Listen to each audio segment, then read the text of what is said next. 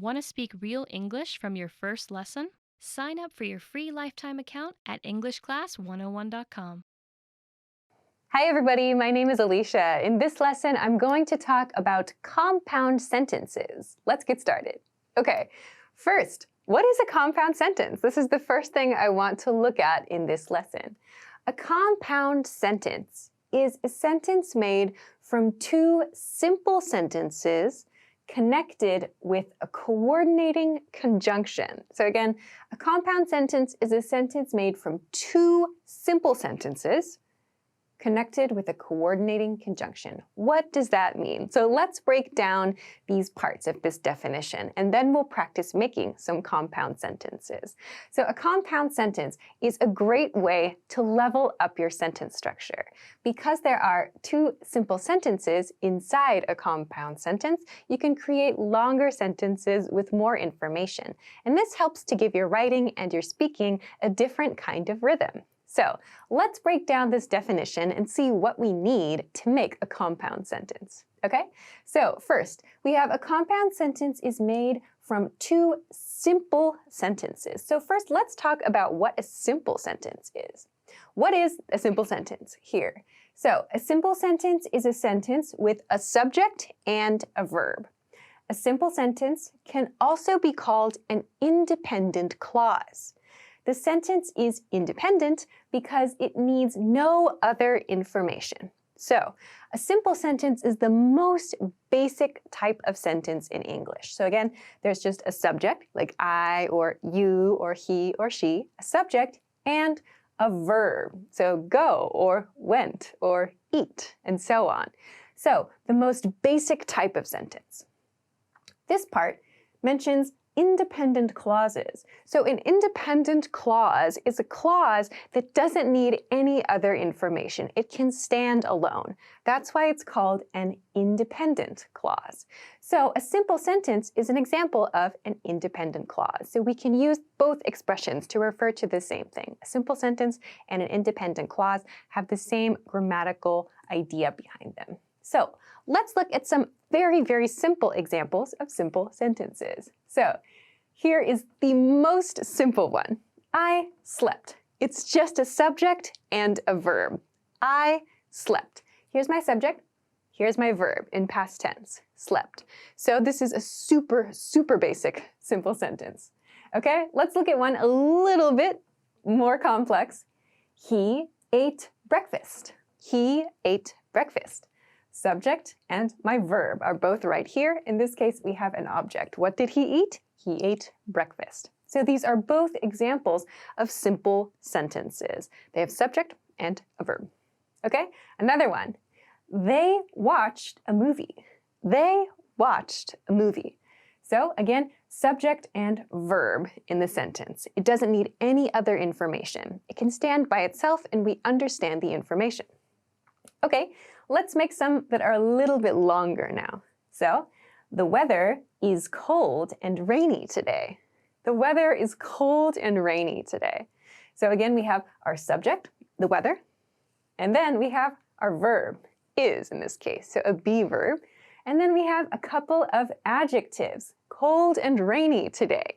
These describe our subject. But this is still considered a simple sentence. It's just with a subject and a verb. That's all it has, okay? And finally, one more.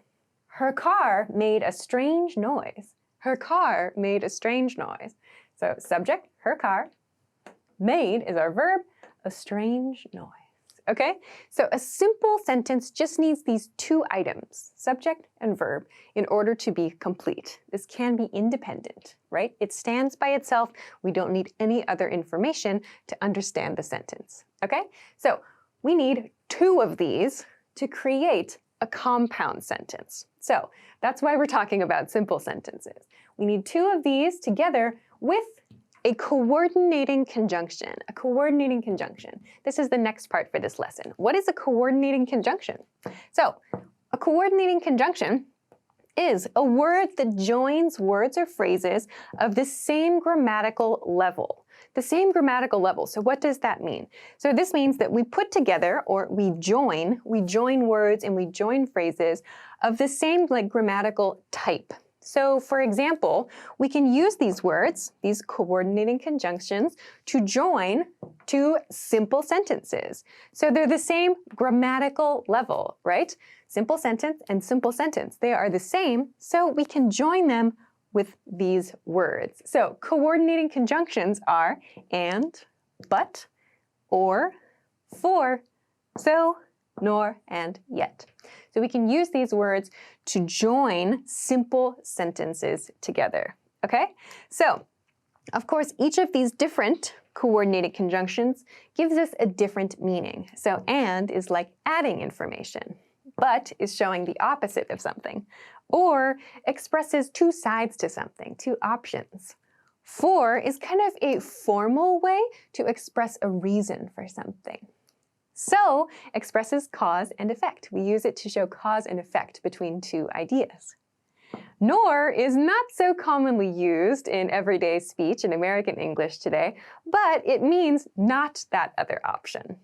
And finally, yet. Yet. You can think of yet as something like however or even though, okay? So coordinating conjunctions are used to join two simple sentences. These are the pieces of a compound sentence. So we need to know about both of these in order to create one of these. So let's use this information to create some compound sentences. So that means sentences, again, with two simple sentences and a coordinating conjunction. Let's see what this looks like. So here are examples. First, I slept, but my brother stayed up. I slept, but my brother stayed up. Here, I slept is our simple sentence that we started with earlier. I slept. Subject, verb. Then we have coordinating conjunction right here, but in this case. So, but is here. It's connecting the two ideas. My brother stayed up. My brother stayed up. So this part is also a simple sentence. My brother stayed up. We have a subject, my brother, and a verb, to stay up. My brother stayed up. So we have two simple sentences. I slept, my brother stayed up, and our coordinating conjunction connects the two. Okay? Let's look at another example. He ate breakfast, and she read the newspaper. He ate breakfast, and she read the newspaper. So we have this simple sentence, he ate breakfast, and we have our coordinating conjunction, in this case, and, followed by this simple sentence. She read the newspaper. She read the newspaper is also a simple sentence. Subject, she, and our verb, read. So we have these two ideas, simple sentences, joined by a coordinating conjunction. He ate breakfast and she read the newspaper. So another thing to keep in mind, especially when you're writing, is about this mark right here, this comma.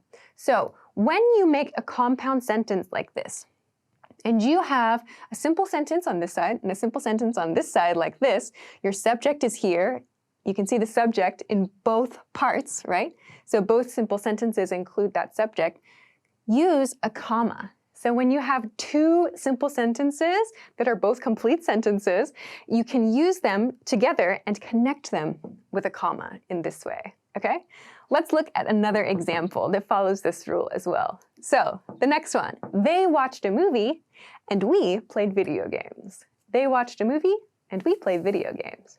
So they watched a movie, same as this example sentence here, is one item, and we played video games. So two groups. They watched a movie, we played video games. So here we have they and we, so our subjects, they are different here, and we have this comma before and as well too. So you can see when the two sentences stand alone like this, we played video games, they watched a movie, we can connect and then we add this comma here before the coordinating conjunction. Okay, let's go to another one. This one's a little bit longer. The weather is cold and rainy today, so I don't want to go outside. The weather is cold and rainy today, so I don't want to go outside. Okay, so here we have the same example sentence. The weather is cold and rainy today. And the next part is this so. So I mentioned we use so to show cause and effect. So in this case, the weather is cold and rainy today. That's the cause. The effect is I don't want to go outside. I don't want to go outside. So here we have a negative, yeah? I don't want to go outside. This follows the same rule, the same compound sentence rule, the same simple sentence rule. I don't want to go outside is still an independent clause, right? We don't need any other information to understand. I don't want to go outside. We've connected it with so, and our comma is over here, before the coordinating conjunction. Okay? Let's look at the very last example here. So, her car made a strange noise. Her car made a strange noise, yet she didn't seem worried. Her car made a strange noise, yet she didn't seem worried. So we've got yet here, which again means like even though or despite that. So our first simple sentence is her car made a strange noise, which we saw earlier. Simple sentence here. Then she didn't seem worried. She didn't seem worried. So again, it's a negative like we had in the previous example, but it follows the same rule as a simple sentence, subject and verb, right? She didn't seem worried. So we connect the two with our coordinating conjunction and our comma. Okay, so this is how we make compound sentences. If you're having trouble making longer sentences and including more ideas inside one sentence, this is a great way to start practicing putting your ideas together. Just remember that you need these two parts to create a compound sentence. Two simple sentences plus a coordinating conjunction. And when you do this, if you're writing this, make sure that if you have your subject in both parts, that you connect and you use a comma before your coordinating conjunction. So compound sentences are a great way, of course, to improve your writing and to make sure that you have kind of interesting rhythms in your speech as well. It's important to use a mix as well. If you always use compound sentences, you might find that you have kind of an unnatural rhythm in your speech or in your writing. So you can use a mix of simple sentences, compound sentences, and other sentence types too. But this is a great place to start if you want to practice making some longer sentences. Okay, great. So I hope that this lesson was helpful for you. If you have any questions or comments, or if you want to practice making some example sentences with this information, please feel free to do so in the comment section of this video. If you like this lesson, please don't forget to give it a thumbs up and subscribe to this channel if you haven't already. Also, check us out at EnglishClass101.com for some other things that can help you with your English studies. Thanks very much for watching this lesson, and I will see you again soon. Bye! Want to speed up your language learning? Take your very first lesson with us. You'll start speaking in minutes and master real conversations. Sign up for your free lifetime account. Just click the link in the description.